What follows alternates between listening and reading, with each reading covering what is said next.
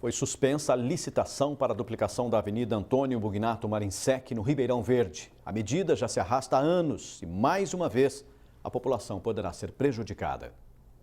A novela da duplicação na Avenida Antônio Mugnato Marinsec, no bairro Ribeirão Verde, ganha novo capítulo.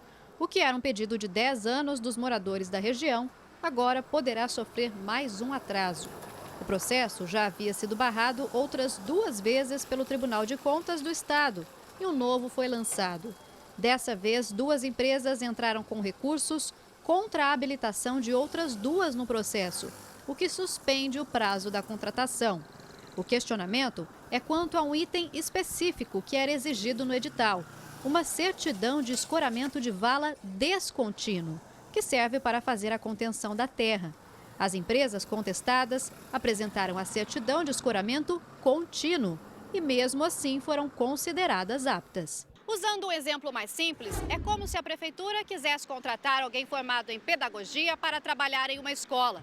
Então, outro profissional formado apenas em jornalismo, mas mestre em educação, se candidata ao processo seletivo e só lá para o meio é considerado apto.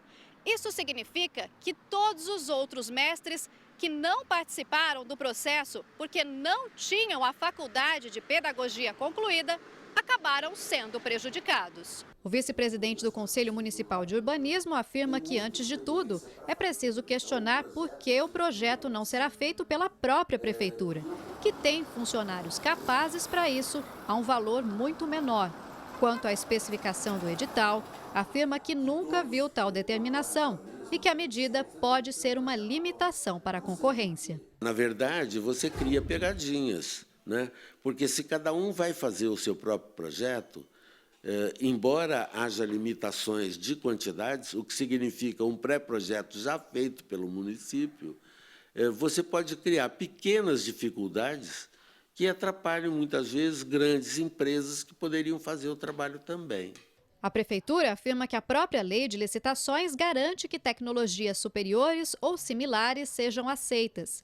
Este advogado especialista em direito urbanístico diz que isso é realmente possível, desde que não gere mais custos e que o poder público se responsabilize pela decisão.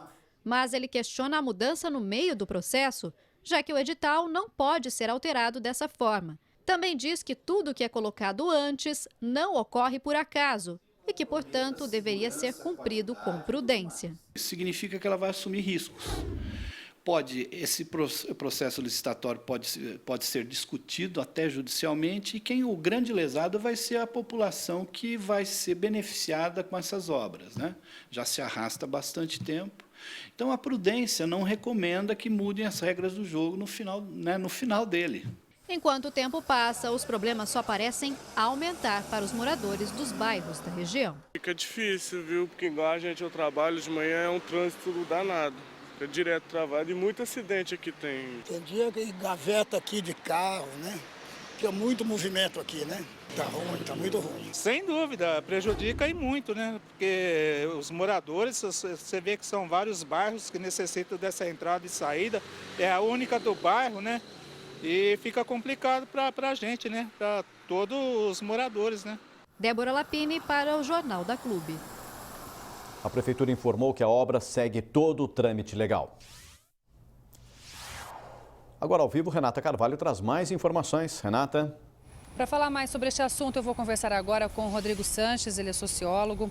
A polêmica obra, de duplicação da entrada do bairro Ribeirão Verde vem sendo barrada muitas vezes por detalhes jurídicos. Isso mostra falta de qualidade administrativa no governo municipal? Boa tarde. Boa tarde, sem dúvida, né? Nós temos esse problema há pelo menos 10 anos, né? E em 10 anos, o que nós percebemos? Uma região que cresceu, um fluxo de pessoas, fluxo de carros, né? Foi aumentando.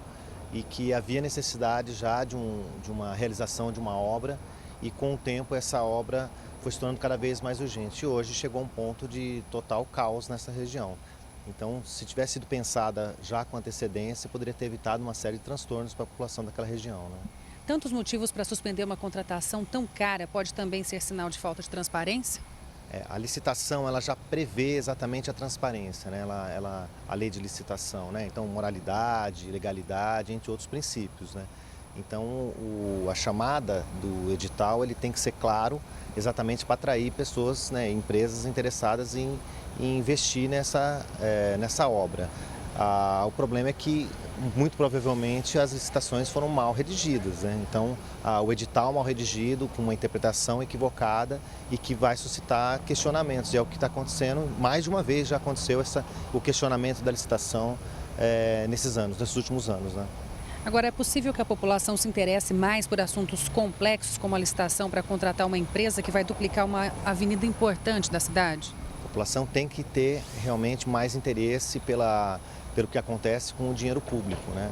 A lei de licitação prevê também a publicidade da licitação, exatamente para evitar problemas, evitar alguns questionamentos futuros. Agora, o que está sendo feito exatamente é um processo mal elaborado, né, que está gerando um questionamento e que isso vai demorar e não se sabe quando vai terminar, né? Ok, Rodrigo, muito obrigada pela sua participação aqui no Jornal da Clube. Em instantes nós vamos mostrar também que a contratação irregular na UPA de Serrana pode dar ainda mais prejuízo. O Ministério da Saúde propõe a devolução de mais de R$1 milhão. Pucci. Já, Renata.